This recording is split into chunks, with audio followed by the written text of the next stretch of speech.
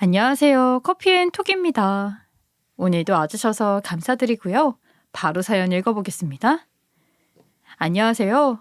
저는 지금 40대 후반을 향해 달려가고 있는 여성으로 여러분들께 아주 기가 막힌 이야기를 들려드리고자 이곳을 찾아오게 되었습니다. 저는 항상 역지사지라는 단어를 가슴속에 새겨두고 사는 사람인데 타인의 마음을 이해하고 배려하고 생각하려고 노력하며 저의 행동 거지 또한 되돌아보는 시간을 가지고 있어요. 남에게 피해를 준 만큼 저에게 되돌아온다는 생각을 가지고 늘 착한 사람일 수는 없지만 그렇게 되려고 노력을 하면서 살고 있어요. 제가 이런 마음을 먹기까지 꽤 오랜 시간이 걸렸어요. 제가 몇 년 전 겪은 사건으로 인해서 제 마음가짐이 전부 다 바뀌었다고 할까요? 제 인생에서 결코 빠질 수 없는 그날의 이야기를 지금부터 여러분들께 속 시원하게 풀어보려고 합니다. 저에게는 너무 큰 상처였고 아픔이었고 그리고 인생이 뒤흔들렸던 그때의 이야기를 풀어내는 이유는 제 가슴속에 얹혀있는 응어리를 던지고 싶어서입니다. 끝까지 제 이야기를 들어주시고 저의 아픔을 같이 공감해 주시며 위로를 받으시고 위로를 나눠주시길 바라는 마음이 가득합니다. 저도 마음의 짐을 내려놓고 다시 한번 알을 깨고 태어난 작은 새처럼 도약을 해보겠습니다. 제가 남편이랑 결혼을 하게 된 20대 후반, 그때 당시만 해도 저에게 이런 일이 생길 거라고는 전혀 상상조차 하지 못했었어요. 저랑 남편 모두 홀어머니 밑에서 자랐는데 당시에는 사실 부모가 이혼했다는 사실이 남들에게 숨겨야만 하는 부끄러운 일이기도 했어요. 지금이야 성격 차이, 집안 차이로 이별을 하는 부부가 많다고 하지만 그 당시에는 전부 참아내고 감내하면서 사는 게 박수받는 일이기도 했으니까요. 하지만 저나 남편이나 가정 환경이 최악으로 치닫는 상황에서 자랐고 어린 시절 부모님께서 이혼을 하신 뒤 각자의 어머니 밑에서 힘들게 자랐다고 해도 과언이 아닐 겁니다. 남들이 뒤에서 수군거리는 소리를 애써 참아내면서 저희 둘 다 홀어머니 밑에서 자랐다는 사실을 부끄럽지 않게 생각하면서 자랐으니까요.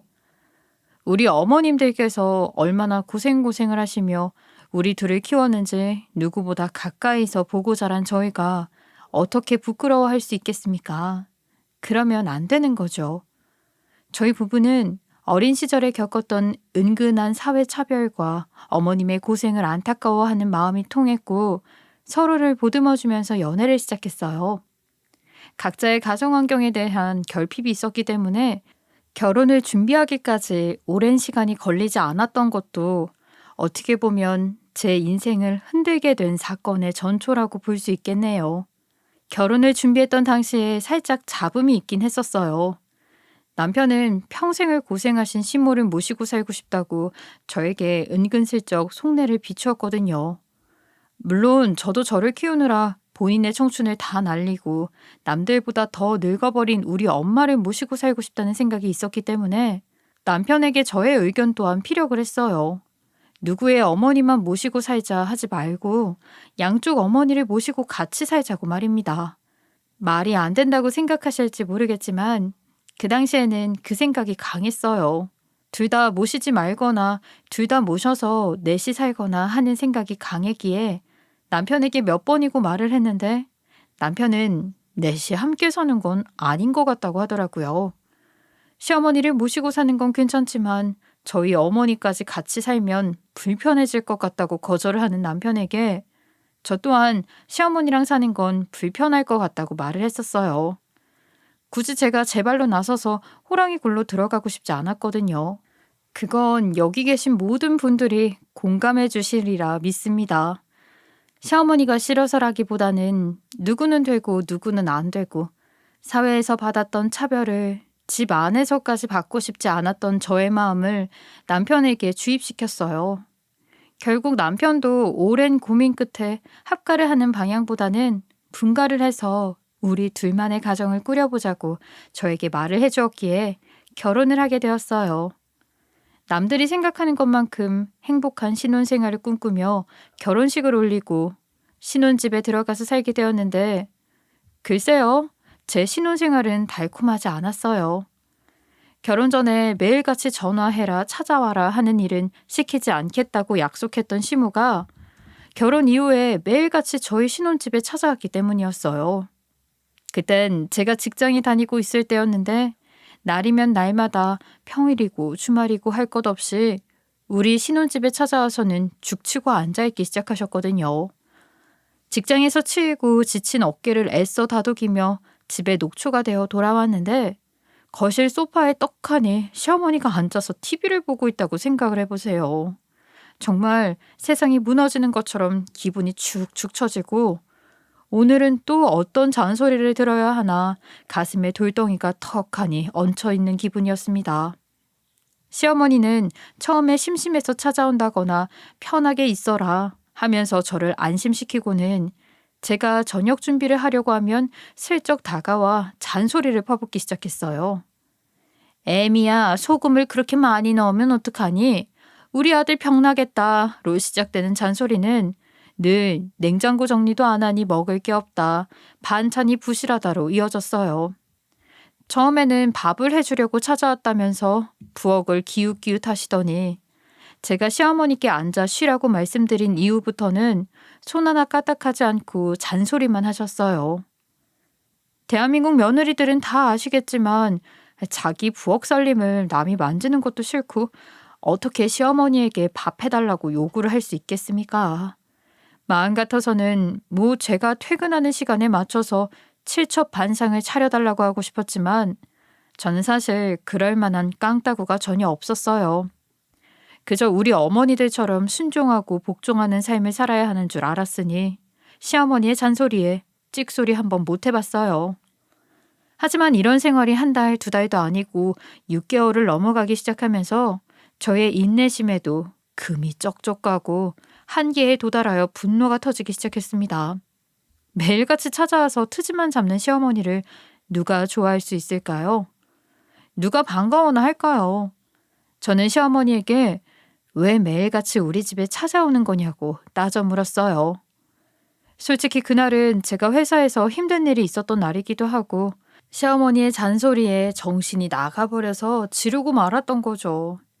이제 그만 찾아오셨으면 좋겠다. 매일같이 찾아오셔서 쓸데없이 트집을 잡는 것 자체로도 너무 힘들다고 제가 넋두리하듯 이야기를 했더니 우리 시어머니가 뭐라고 했을까요? 저를 노려보시면서 이렇게 말씀하시더라고요. 내가 내 아들 집에 찾아오는 게 뭐가 잘못된 거라고? 무슨 문제냐고요? 적반하장도 유분수지. 저에게 아들을 빼앗아간 못된 년 취급을 하면서 저만 아니었으면 평생을 함께 살았을 거라고 저를 질투를 하는데 황당했어요. 너무 당당하고 뻔뻔하게 말을 하는 시어머니에게 어떤 말을 해도 속이에 경일기다 싶은 마음이 들어서 저는 그냥 기가 막히다는 한숨만 툭툭 내뱉었습니다. 이런 상황에서 남편이라도 제정신이 똑바로 박혔으면 좋았을 텐데 우리 남편 또한 문제가 있는 사람이었어요. 지독한 회피형 인간이라고나 할까요?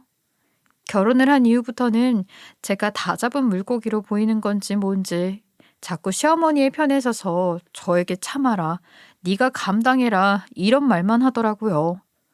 시어머니가 얼마나 심심하고 적적하면 매일같이 우리 집에 와서 이러고 있겠냐면서 저에게 너무 매정한 거 아니냐고 하는데 저는 의문이 들더라고요. 어차피 낮 시간에 저랑 남편 둘 다 일을 하러 나가고 없는데 우리 집이나 시어머니네 집이나 사람이 없는 건 똑같은 거 아니겠어요? 그런데 왜 하필 우리 집에 와서 버티고 있냐 이거죠. 거기다가 비밀번호는 왜 알려준 건지 주말에 가끔 편안한 차림으로 집에서 뒹굴거리고 있으면 시도 때도 없이 현관문을 열고 들어오는데 식겁한 적이 한두 번이 아니었어요. 시어머니가 하도 시도 때도 없이 문을 열고 들어오는 게 싫어서 남편한테 같은 비밀번호 오래 쓰면 도둑이 들 수도 있다고 말도 안 되는 핑계를 대면서 비밀번호를 바꿨죠. 바꾸면 뭐해요? 남편이 바로 시어머니한테 알려주는 바람에 하루도 못 가서 시어머니가 집으로 다시 찾아오고 하더라고요. 하도 열딱지가 앉으니까 안 되겠다 싶어서 저도 저희 친정어머니께 비밀번호를 알려드리고는 주말에 말없이 그냥 문 열고 들어와 달라고 했어요. 엄마는 의아해하면서도 제가 하도 부탁을 하니까 배를 누르지 않고 그냥 문을 열고 들어오셨어요.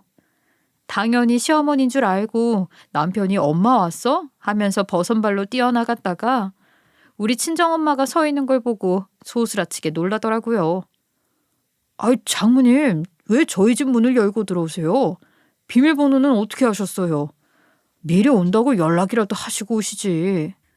어머님도 그냥 문 열고 들어오시는데 우리 엄마는 비밀번호 누르고 들어오면 안 돼? 어머님도 미리 연락 안 하고 찾아오시잖아. "아이, 그거랑 같아. 내가 집에서 팬티바람으로 편하게 있는 거 알면서 왜 그래? 미리 말이라도 해주면 나도 준비하고 있을 거 아니야."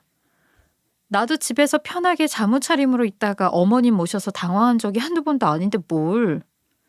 그러자 남편이 불퉁한 표정을 지으면서 꼭 그렇게 자기가 하는 그대로 해야 마음이 편하냐고 핀잔을 주는데 억지를 써도 너무 쓰는 것 아닌가요?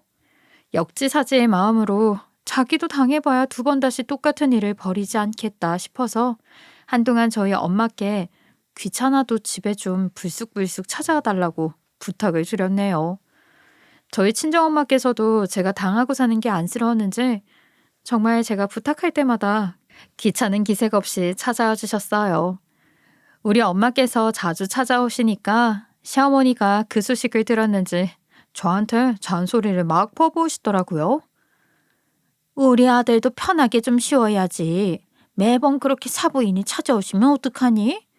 너는 애가 우리 아들 평일에 회사에서 고생하는 건 몰라서 그래? 아내가 됐으면 적당히 눈치껏 잘라낼 줄도 알아야 하는 법인데 어쩜 그리 하나만 알고 열을 모르니?"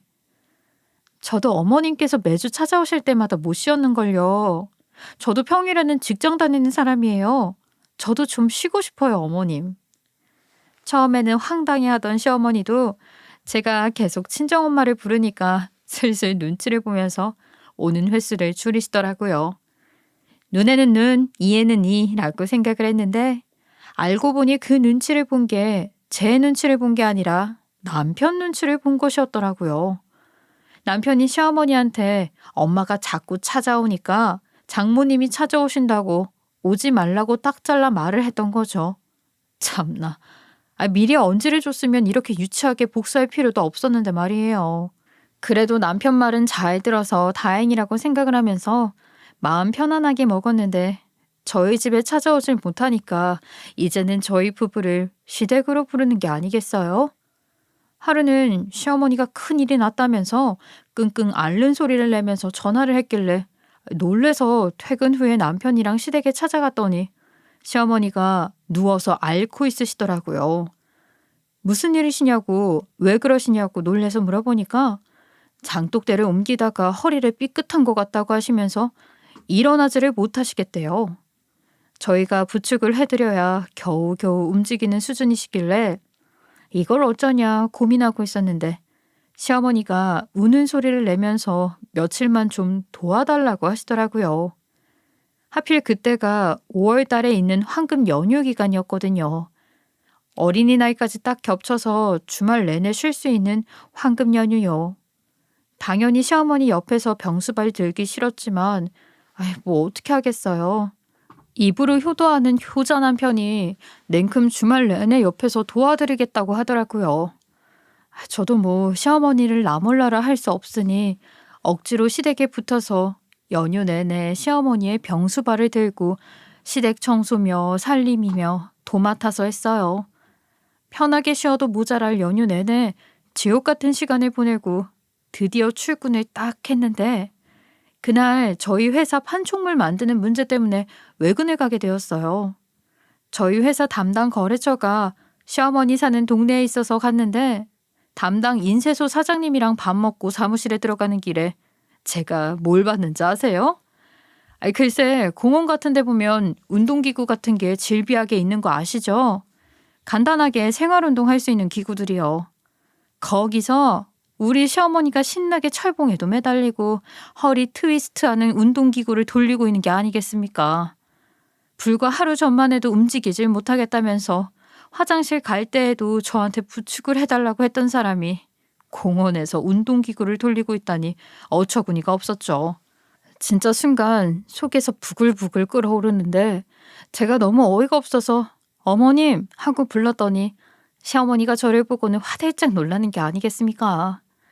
제가 성큼성큼 다가가니까 놀래서 뒷걸음질을 치시는데 허리가 아프기는커녕 멀쩡해도 너무 멀쩡한 거죠. 추궁을 하고 싶었지만 인쇄소 사장님과 함께 있는 자리고 제가 회사 일로 외근을 나와 있던 상황이라 벼르기만 하고 시어머니한테 화는 못 냈죠.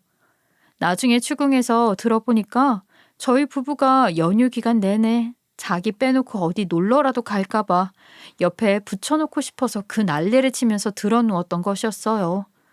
다치지도 않은 허리를 다쳤다고 연기를 해가면서 복대까지 두르고 연휴 내내 시댁에 붙잡아두고 저에게 일을 시키고 그랬던 거죠. 제가 오죽 화가 났으면 길거리에서 거래처 사장님이 옆에 뻔히 있는데 어머님 하고 시어머니를 불러 세웠을까요? 이거는 그냥 넘어가면 안 되겠다 싶어서 제가 남편을 붙잡고 구구절절 설명을 하면서 제 억울함을 조금 알아달라고 말을 했더니 남편이 뭐라고 그랬게요? 야, 우리 엄마가 오죽 외로웠으면 그렇게까지 해서 거짓말로 우리를 붙잡아 두려고 했겠냐. 그러길래 네가 미리미리 좀 챙겼으면 이럴 일도 없지. 평소에 엄마한테 전화를 하기나 해? 아니면 엄마 집에 찾아가서 말동무를 해주고 집안 살림 도와주고 그러기를 해. 엄마가 외롭고 적적해하는 거 뻔히 알면서. 아휴, 그게 다 네 업보다 업보야. 징죽 잘했으면 연휴 기간 내내 어디 놀러라도 갔을 거 아니야. 그게 왜 내 잘못이야? 당신은 그럼 우리 엄마한테 연락을 해? 우리 엄마 챙기기를 해. 뭘 해? 왜 나한테 시어머니 챙기라고 하는 거야? 그게 소위 말하는 이표도 요즘 그런 식으로 하다가 갈라서는 부부가 한둘인 줄 알아? 당신 엄마를 당신이 챙겨야지. 왜 나한테 챙기라고 그래? 뭐라고? 너 지금 말 다 했어? 여자랑 남자랑 어떻게 같냐? 그런 건 여자가 할 일이고 남자가 할 일은 따로 있는 거지. 막말로 장모님 돌아가시면 상주를 누가 할 줄 알고. 내가 하는 거야, 내가. 그게 내 할 일이라고. 제가 진짜 어이가 없어서 말이 안 나오더라고요. 이런 남자를 믿고 제 평생을 함께하기로 약속을 했다는 게 너무 어이가 없는 거죠. 그날 남편과 다툼 아닌 다툼을 한 뒤로 저는 결혼 2년 만에 처음으로 이혼을 결심하게 되었어요. 정말 검은 머리 팥불이 될 때까지 살자던 말이 무색하게 하는 말입니다.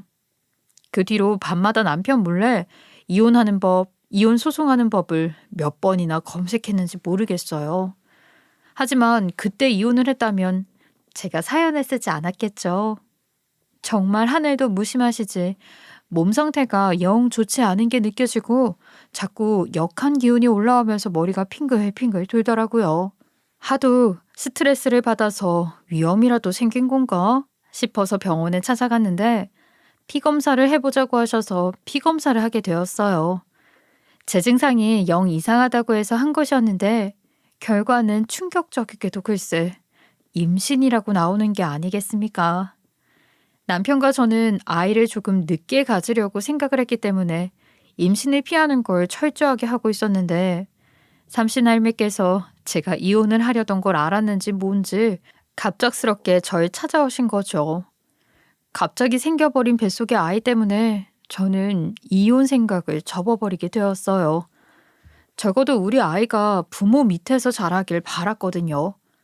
우리 친정어머니께서 홀로의 몸으로 저를 얼마나 힘들게 키우셨는지를 많이 보고 자랐는데 우리 아이까지 사회적 눈치를 보고 자라게 하고 싶지 않았어요.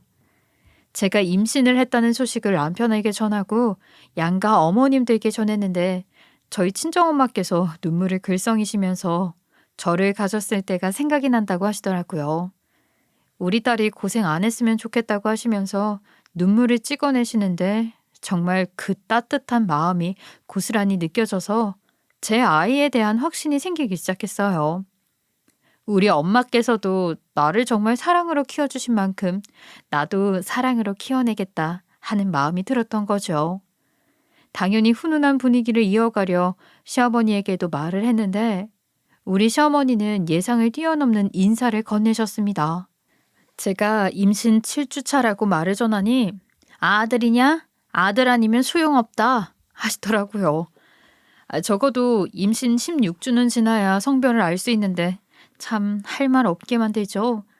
그렇게 아들 아들 하시더니 손주도 무조건 아들이어야 한다고 대를 이으려면으로 시작된 말은 잔소리로 이어졌어요.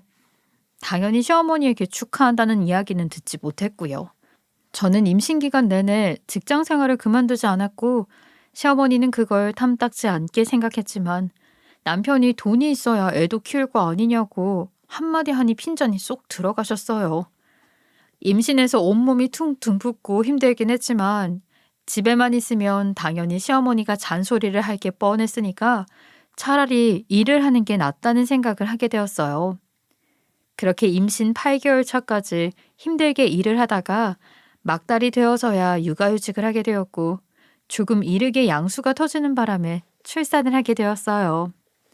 첫 출산이기도 했고 도무지 어디서 어떻게 힘을 주어야 하는지 모르겠어서 난산도 이런 난산이 따로 없었습니다. 얼굴에 실핏줄이 전부 다 터져나갈 정도로 온몸에 힘을 주어서 출산을 하는 바람에 시간도 오래 걸리고 지치기도 엄청 지쳤고요. 출산 후에 근육통에 시달리는 산모는 오랜만에 본다며 의사 선생님께서 좋은 영양제 맞으면서 쉬라고 권유까지 해주셨어요.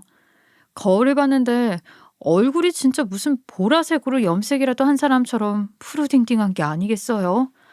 제 꼬라지에 너무 놀라서 입을 떡 벌리고 있었죠.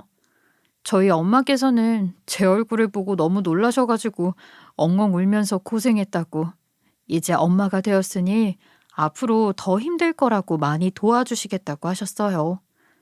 그런데 정작 우리 시어머니는 제 얼굴을 보자마자 깔깔거리면서 경박스럽게 웃더니 너는 얼굴이 왜 그 모양이 됐냐? 세상에 콧구멍으로 출산을 했냐?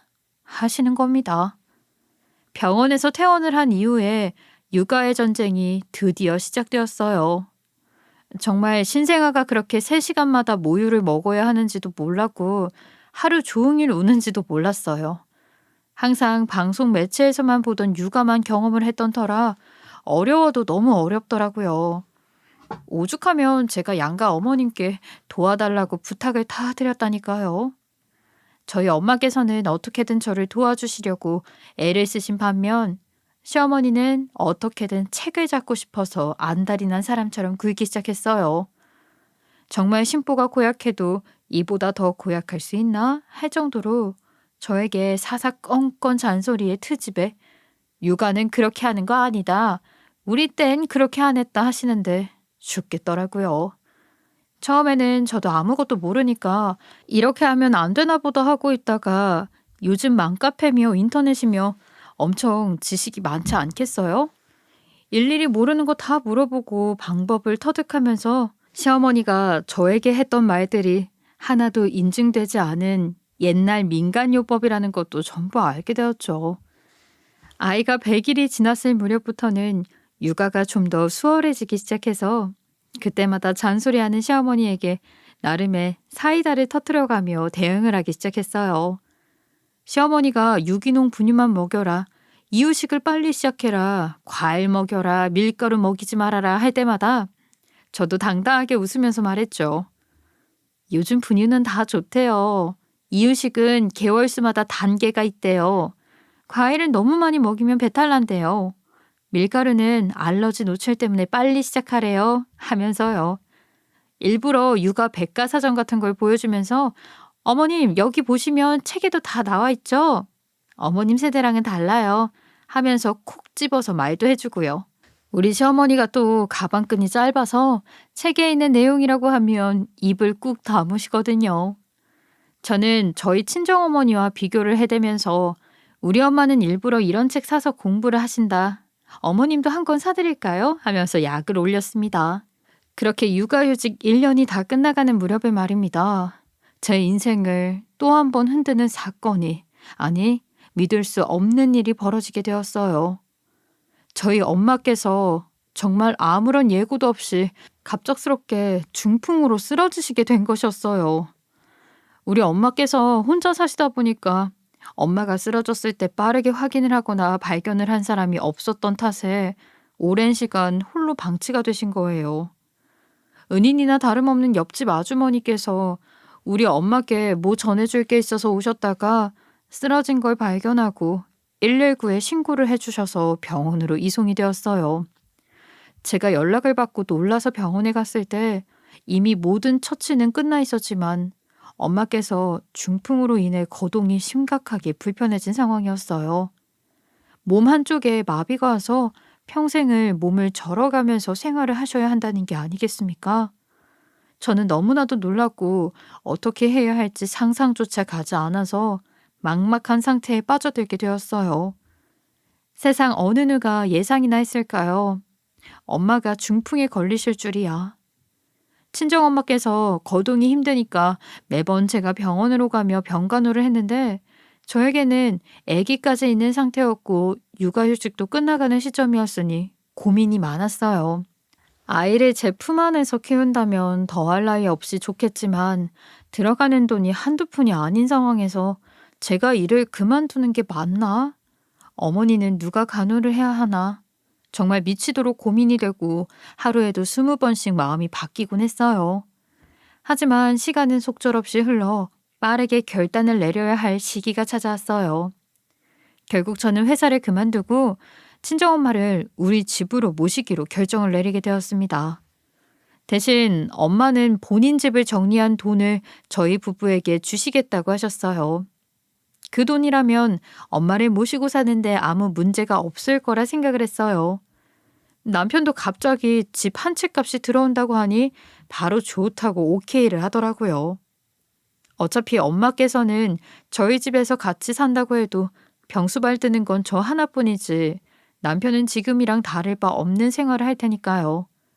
그런데 예상 밖으로 시어머니가 엄청나게 난리를 치시는 겁니다. 우리 아들 고생시키는 거냐? 나는 혼자 사는데 뭐 하는 거냐? 자기도 집 팔 테니까 같이 살자고 말입니다. 저는 당연히 철없이 구는 시어머니를 무시했죠. 엄마를 집으로 모신 뒤에 저는 우리 엄마의 병수발을 하루 종일 들었고 시어머니는 그런 저를 탐탁지 않아 했기 때문에 본인 아들 고생할까 매일같이 남편을 시댁으로 불러내셨어요. 저한테 뭐만 하면 우리 아들 고생시키지 말라고 말을 하면서 주말이고 평일이고 아들은 좀 쉬어야 한다고 자기 아들만 시댁으로 불러서 감싸더라고요. 저는 돌진한 아이 키우랴 몸의 반쪽을 쓸 수 없는 우리 엄마 보살피랴 정말 제 몸이 고장나는 것도 모르고 고생을 했어요. 하지만 우리 남편은 맨날 밖에 나가서 시어머니랑 좋은 거 먹고 시간을 보내고 했죠. 그 꼴이 정말 마음에 들지 않았어요. 이젠 여자가 혼자 육아를 하는 시대가 아님에도 불구하고 남편이라는 놈은 자기 여유를 챙기느라 바빠서 우리 아이의 커가는 모습을 지켜봐 주지 않았어요. 저희 엄마께서는 하루의 대부분을 누워서 꼼짝도 하지 않으시고 지내셨고 몸에 근육도 전부 빠지고 가죽만 남았을 정도로 살도 쭉 빠지셨어요. 병원에서 주는 약들이 어찌나 독한지 약을 드시고 나면 매번 속이 따갑다고 하실 정도였죠. 식사도 거의 못 하셨고요. 그렇게 매일같이 누워서 지내다 보니 몸에 욕창 같은 것도 생기고 매일 물수건으로 닦아드려도 한계가 있더라고요. 저는 점점 지쳐만 가고 우울증까지 찾아오는 바람에 아이를 돌보는 일에도 소홀해지기 시작했어요. 남편은 그런 저에게 잔소리만 하고 제가 보살피는 집안일에는 나몰라라 했습니다. 정말 하루가 어떻게 흘러가는지 오늘이 며칠인지도 모른 상태로 힘겹게 버티며 살았어요. 그렇게 4년이란 시간을 쉼없이 모셨는데 저희 엄마께 행운은 따라오지 않았어요. 다시 한번 뇌동맥류가 터지게 되면서 혼수 상태에 빠지게 된 것입니다. 며칠을 정신을 차리지 못하고 사경을 헤매시다가 심박수가 갑자기 뚝뚝 떨어지더니 그대로 영면에 잠기시게 되었어요. 저는 현실감이 전혀 없는 병원 한복판 속에서 한참을 멍하니 서 있다가 장례를 치러야 한다는 병원 관계자들의 말에 정신을 차리게 되었어요. 정말 제 3자들의 웅성거림이 아니었다면 이게 꿈인지 생시인지 헷갈릴 정도로 현실감이 전혀 없었다고나 할까요? 아직 더 살 날이 남아있을 거라 생각했는데 이렇게 허무하게 병으로 생을 마감하실지 상상조차 하지 못했어요. 당연히 저는 시어머니와 남편에게 어머니가 돌아가신 소식을 전했고 당장 장례식장으로 달려와 주길 바랐는데 저희 시어머니가 소식을 듣자마자 저에게 이러더군요. 아이고, 드디어 갔냐? 그렇게 우리 아들 고생고생 시키더니 이제서야 가네. 우리 아들 이제 고생 안 하겠다. 사람이 중풍으로 쓰러져서 그만큼 더 살다 간 것도 용하다 용해. 얘 그 정도면 천수를 누리고 간 거지. 너무 슬퍼하지 마라. 잘된 일이니까 기뻐하는 게 맞지 않겠니? 그래도 너네 엄마는 마지막에 딸이랑 같이 살다가 갔잖니. 진짜 제 면전 앞에서 그런 소리를 내뱉는데 화가 나지 않을 사람이 어디 있겠습니까? 그리고 남편이 우리 엄마 모시고 살 때 한 일이 뭐가 있다고 고생을 했다는 건지. 제가 너무 화가 나서 주먹을 꽉 쥐고 애써 눈물이 삼키고 남편을 바라보는데 우리 남편은 심드렁한 얼굴로 아무 소리 하지 않고 서 있더라고요. 그때 느낀 배신감은 살면서 느낀 배신감을 통틀어 가장 컸어요. 이런 7푼이 8푼이 같은 놈을 믿고 살았다니. 우리 아이의 아버지라고 생각해서 이혼도 삼키고 꿋꿋하게 버티며 살아온 결과가 결국엔 이런 무심함이었다니 속이 상하더라고요. 하지만 저도 이제 친정어머니가 계시지 않는 상황에 뒤로 물러서고 무서워할 것이 뭐가 있겠습니까? 어머님, 오늘부터 3일장 치르고 발인할 거예요. 아직 상복에 눈물이 다 가시지도 않았는데 호상이라니 뭐니 너무하신 발언 아닐까요? 나중에 어머님 돌아가실 때도 제가 남편에게 그런 소리 하면 좋겠어요? 제가 그런 소리 했다가는 관짝 열고 나오실 것 같은데 정말 너무하세요, 어머님. 얘가 지금 뭐라는 거야? 대바라진 며느리 같으니라고? 3일장이든 뭐든 알아서 하고 나는 지금 교회부터 갔다 와야겠다. 내가 요즘 옆 동네에 있는 큰 교회 다니는 거 알지? 기도를 간절하게 드리면 이뤄준다고 하더니 내가 앓더니 이 빠진 기분이라 속이 다 시원하다. 이렇게 몇 년 고생시키더니 하늘이 드디어 내 편을 들어주는구나. 내가 감사 기도라도 올려야지. 감사 헌금도 좀 내고. 그래서 보험금은 얼마나 준다더냐? 그때부터는 저도 이성을 잃고 정말 눈물이 앞을 가리고 호흡이 가빠져서 숨까지 제대로 못 쉬겠더라고요. 어떻게 우리 엄마가 돌아가신 장례식장에서 그딴 소리를 짓거릴 수 있다는 말입니까? 하늘에 대고 우리 어머니 돌아가시라고 기도를 드렸다는 거 아니겠어요? 어머님, 그게 지금 저한테 할 소리세요? 혼자 된 몸으로 저 키우느라 고생만 하시다가 가신 우리 엄마 죽음에 같이 슬퍼해 주진 못할 망정. 지금 뭐가 어쩌고 어째요? 감사 기도를 올려요. 어머님 정말 너무하세요. 어머 얘, 내가 틀린 말 했니? 중풍에 걸린 것부터가 몸 관리 제대로 안 하고 고단백에 고칼로리 먹어서 그런 거 아니니? 혼자 맛난 거 많이 드시다가 간 건데 뭐가 그리 억울해서 너무 하고 말고야. 이게 다 하늘의 뜻이란다. 신께서도 우리 아들 불쌍히 여기셔서 데려가신 거라고. 감사드려도 모자랄 망정. 저는 결국 몹쓸병에 걸린 이유가 먹을 거에 욕심부리다가 그렇게 된 거라고 말도 안 되는 소리를 하는 시어머니와 대화를 하길 거부하게 되었어요. 저는 할 말이 더 이상 남아있지 않았고 그 인간 같지도 않은 것들에게 대꾸할 말 자체가 없었어요. 남편이라는 놈 또한 장례식 내내 지 친구들을 불러다가 소주를 퍼먹고 화투를 치고 하는 모습을 보면서 더 이상 남편이라 생각하지 않게 되었고요. 3일장을 치르는 내내 저의 속을 뒤집는데 안간힘을 쓰는 그들에게 더 이상 관심을 주지 않기로 결정을 내린 것입니다. 장례식장을 내내 지키긴 지켰으나 안 지킨 것보다 못한 남편, 얼굴만 비추고 교회에 감사 기도를 드리러 간 시모. 세상에 더 이상 제 편은 남아있지 않다고 생각하고 우리 아이만 생각하며 버티기로 결심을 했어요. 장례를 다 치르고 어머니의 발인까지 마친 이후에 저는 넋이 나간 사람처럼 굴었어요. 자주 뵙지 못하고 자주 챙기지 못했었지만 마지막 가시기 전 함께 보낸 시간이 참 제 기억 속에 남아서 집안 곳곳 엄마의 흔적이 남아 있어서 그런지 집에 있는 시간이 지옥같이 느껴지기도 하더라고요. 제가 그 어디에도 정을 붙이지 못하고 넋이 빠진 사람처럼 굴자 시어머니와 남편은 더욱이 저를 잡아먹고 싶어하는 사람처럼 굴었어요. 엄마를 잃은 슬픔을 어디까지 들고 갈 생각이냐. 아니, 산 사람은 살아야지 하면서 저에게 집안일에 더 힘을 써서 기억을 지우라고 강요하더라고요. 장례를 치른 지 6개월쯤 지났을 무렵 남편이 저에게 그러더라고요. 저희 엄마가 남기신 돈을 가지고 이사를 가자고 말입니다. 집안 곳곳에 엄마의 흔적을 따라 찾아가는 저에게 이사를 가자고 하니 솔직히 저는 내키지 않아서 그 돈은 나중에 노후를 위해 쓰자고 말했어요. 그런데 남편이 그러더라고요. 지금 집이 좁다고요.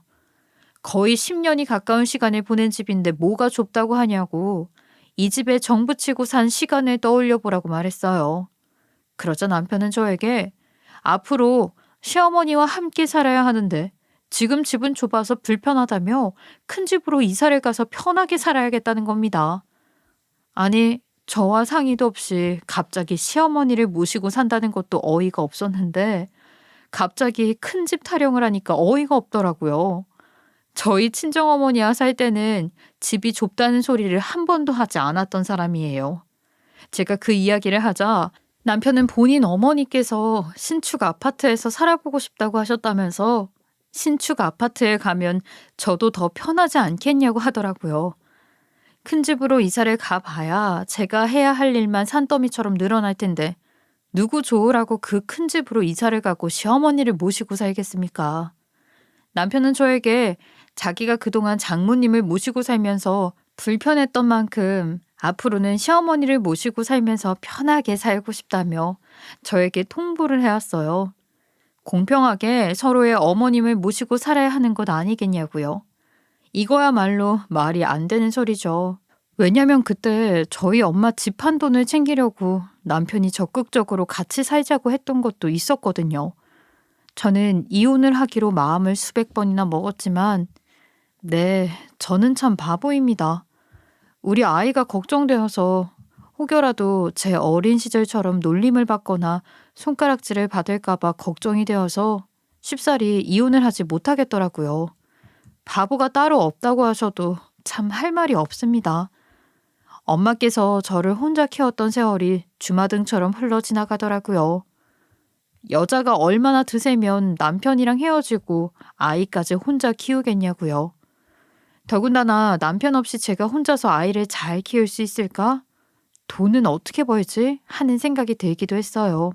우리 아이가 결혼을 할 때 저처럼 무시를 받거나 할 수도 있기에 고민만 수없이 하고 행동력 있게 실행하지는 못했어요. 여러분들이 답답해하고 바보 같다고 저에게 욕을 하셔도 할 말이 없을 정도죠. 근데 애를 키워보신 부모들이라면 제 마음을 10분 이해해 주실 거라 믿어요. 하지만 언제까지 저도 당하고 살 수 없었기에 장례식 이후에 저는 시어머니에게 막 나가기로 결정을 내렸어요. 시어머니가 매일같이 합가를 노래 부르며 저희 집으로 찾아오길래 번호키 위에 번호키를 하나 더 달아버렸어요. 비밀번호가 아니라 열쇠가 있어야지만 문이 열리는 구조였고 열쇠를 혹시 복사해서 시어머니에게 줄까봐 남편에게 열쇠 자체를 주지 않았어요. 어차피 제가 매일 집에서 육아를 하고 있었기 때문에 남편이 오고 가고 하는 시간에 늘 집에서 문을 열어주었거든요. 시어머니가 집에 불쑥불쑥 찾아와 비밀번호를 누르다가도 열쇠 키가 하나 더 달려있어 문이 열리지 않으니까 집에 함부로 들어오지 못하게 되었습니다. 당연히 남편이고 시어머니고 저에게 열쇠를 내놓으라고 난리를 쳤지만 저는 망부석처럼 단단하게 버티며 열쇠를 주지 않았어요.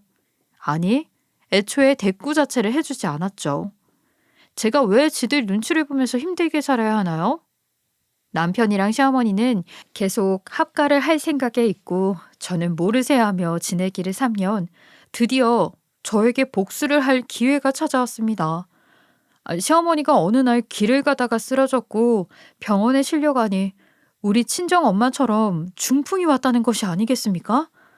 남편이 저를 찾길래 병원으로 달려갔더니 시어머니가 얼굴까지 몸 반쪽 이상이 마비가 되어서 어눌한 말투로 침을 질질 흘리며 왔냐고 하더라고요. 놀라기도 했지만 고소한 마음이 들어서 이게 무슨 꼴이냐고 물어보니 남편이 저에게 어른한테 꼴이 뭐냐고 소리를 버럭 지르더라고요. 아니, 본인 엄마가 우리 엄마한테 했던 짓들은 새까맣게 잊었나 봐요. 감사 기도를 올린다, 빨리 데리고 가라 기도를 했던 것들요. 역시 사람은 역지사지가 돼 봐야 하나 봐요. 시어머니가 어눌한 말투로 저에게 예, 나 중풍이란다 하는 게 아니겠습니까? 저는 웃음을 꾹 참고 대꾸를 했어요. 어머니, 몸 관리 제대로 안 하고 고단백에 고칼로리 드셨어요? 그러니 이런 병이 오죠. 예, 네가 그래도 한번 해봤으니까 잘 알 거 아니냐. 앞으로 네가 내 병간호 좀 해다오. 아들이 해야 할 일보다 며느리가 해야 할 일이 더 많지 않겠니? 제가요? 왜요? 어머님 자식도 안 하는 걸 제가 해야 해요? 그러면 어머님도 집 팔아서 그 돈 저 주세요. 에이, 그래. 안 그래도 합가하자고 할 생각이었다. 이 몸으로 내가 화장실도 못 갔는데 어떡하니? 저는 남편에게 딱 일주일의 시간을 줄 테니 어머님의 집 한 돈을 가져오라고 했고 남편은 본인이 시어머니를 돌볼 수 없으니 그러겠다고 하더라고요. 딱 3주일이 지나고 제 통장에 어머님의 집을 판 돈이 꽂히더라고요. 그때까지 시어머니는 병원에서 퇴원을 하지 못한 상태였고 저는 제 손으로 돌보기 싫어 간병인을 쓰고 있었어요. 저는 통장에 돈이 꽂히자마자 바로 변호사를 찾아가서 이혼 소송에 대해 물어보았습니다. 우리 시어머니가 저에게 모질게 굴었던 것, 우리 집에 자꾸 찾아와 참견한 시집살이까지 전부 억울해서 울면서 다 토해내듯 말했어요. 변호사가 충분한 이혼 사유가 된다고 하더라고요. 돈에 대해서 물어보니 일부 재산 분할을 해야 할 수도 있다고 했습니다. 그런데 저에게 시어머니가 유산으로 남긴 거면 남편과 나누지 않아도 된다고 하는 게 아니겠습니까? 저는 바로 병원에 찾아가 술수를 쓰며 시어머니의 말을 증거로 남기기 위해 녹음을 시작했어요. 어머님, 집 한 돈 저 주신 거 맞죠? 저한테 전부 다 넘기신 거 맞냐고요? 그럼 맞지. 내가 정신은 멀쩡하지 않겠냐. 몸이 문제인 거지. 내가 그동안 우리 며느리한테 잘못한 게 많다. 그 돈 받고 화 풀어라. 내가 몸이 이래 되니까 그동안 잘못한 게 많다는 생각이 드는구나. 저는 감사하다는 인사를 끝으로 녹취까지 완벽하게 해냈습니다. 아이와 함께 지낼 투룸 빌라를 알아보고 다른 동네에 있는 곳으로 계약까지 마쳤어요. 어머니께서 남겨주신 돈에 시어머니의 돈까지 합치니까 아이와 둘이 먹고 사는데 문제가 없겠더라고요. 저는 변호사와 함께 준비한 이혼 소장을 남편에게 보냈고 남편은 제가 딱 예상한 것처럼 개거품을 물고 난리가 났습니다. 저에게 미친 거 아니냐고 병원으로 오라고 하길래 변호사님과 함께 병원을 찾아가니 남편과 시어머니가 저를 노려보면서 열불을 내고 욕을 하더라고요. 이 망할 것이 나를 속여먹어? 내 돈을 쏠랑 다 훔쳐가? 제가 속인 게 뭐가 있다고 그러세요? 어머님, 제가 언제 제 입으로 병간호 하겠다고 했나요? 어머님이 그러셨잖아요. 이런 몹쓸병 걸리면 빨리 하늘나라 가야 한다고. 하느님은 뭐 하시는지 몰라. 얼른 데려가지 않고. 야, 너 그게 우리 엄마한테 할 소리야? 왜?